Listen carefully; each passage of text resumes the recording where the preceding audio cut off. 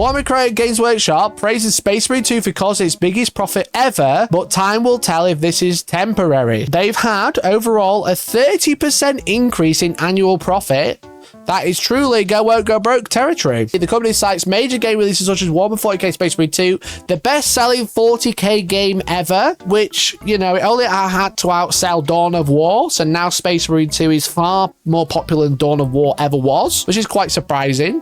And also not surprising at the same time. And they also put down the secret level episode for Space Marine 2 was one of the major factors in the brand's continued success. The mass market presentation of Warhammer 40,000 IP via the very popular animation. We had more visitors to our own stores at the time. We sold more products relating to our IP. This is actually not quoted correctly, is they actually sold more products than oversold products that were represented within the video game compared to what they normally would sell or were expected to sell. So let's have a look at the actual report anyway, because obviously that gives a lot. That's a little breakdown, little primer, you could say. Core revenue up to last June was 494 million. Core revenue this time was 565 million. That's why they brought out Titus again. Yeah, 100%. Licensing up 22 million. It's just absolutely insane numbers, because that is just, after all costs, they're still making even more money.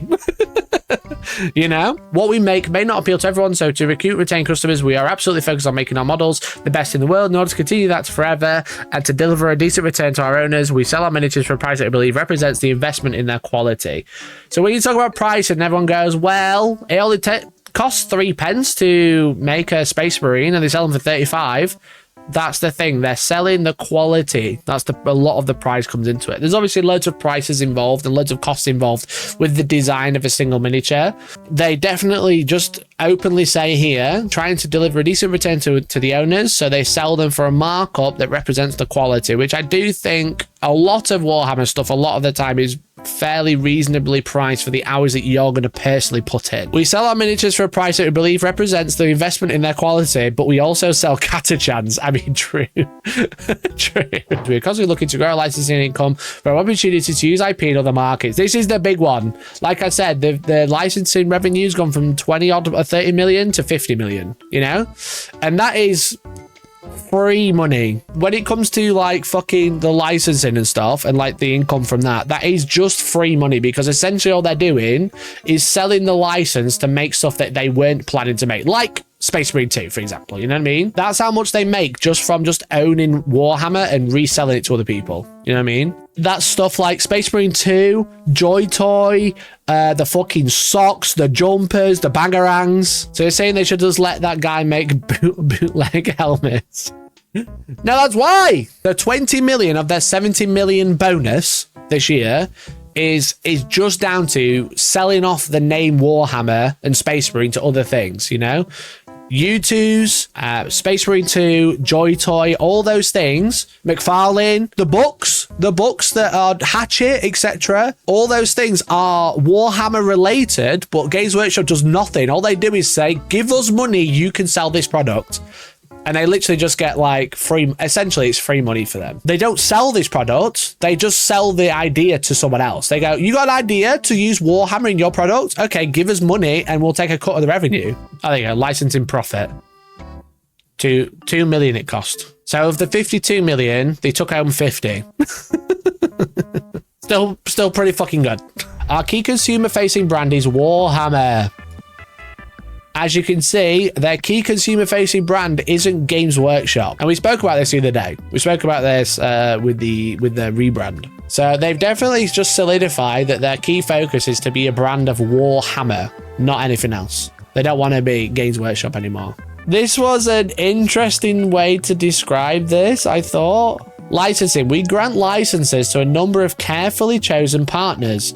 This allows us to exploit our IP to broaden the presence and brand exposure of Warhammer around the world, often entering new markets such as media and entertainment. Weird that they don't give the license to random 3D printers making helmets. The term exploit, definitely an interesting way to phrase it, you know? I totally understand, because that is what they're doing. What they're trying to say is, we can sell the shit out of the word Space Marine and Warhammer to other companies, no problem, because we'll keep an eye on them, but our main focus is getting more people buying Warhammer. But it's just like, As a consumer reading this, it's just a bit like, ugh, you know? I don't think it's a Freudian slip. I think it's very much on purpose. But like I said, they can make so much money from licensing. The word exploit sounds a little gross. They just mean we can sell it to fucking anybody. And we don't really care as long as they're not making miniatures. As long as it's stuff that's Warhammer adjacent, that's not tabletop, they don't give a fuck. It allows us to generate additional income. We endeavor to place the right license with the right licensee, i.e. one capable of delivering high quality products to Warhammer fans in areas we don't make ourselves. These license contracts often include a minimum guaranteed payment, part paid on sign-in, a performance-based royalty payment, and an ongoing approval process where we support licensees in delivering a great product, their skill set, that is representative of our great IP. Currently, the majority of this income is generated by video game sales in North America, the UK, and continental Europe. So basically what they're saying is a licensing deal is all thanks to Space Marine 2. The most of the money they've made has been Space Marine 2. That's what they're saying there. There's lots of other games all added together. Probably Tacticus and stuff like that definitely does a number to it. But ultimately, North America, the UK, and continental Europe, it's fucking Space Marine 2 because it went nuts. It went nuts, and you know it went nuts because people did not talk about Warhammer suddenly started talking about Space Marines and Titus, you know what I mean? It was fucking... Space Marine 2 was absolutely massive. I think we'll definitely see more tie models because it is just a way to print money, personally. That's how I understand it. Warhammer IP is rich, vast, and endless, so as we do more projects, it's important that we are focused on exploiting it all, using that word again, and that we can always defend the ownership of our IP. We always work with partners that understand their IP representation continues to be respectfully aligned to ours.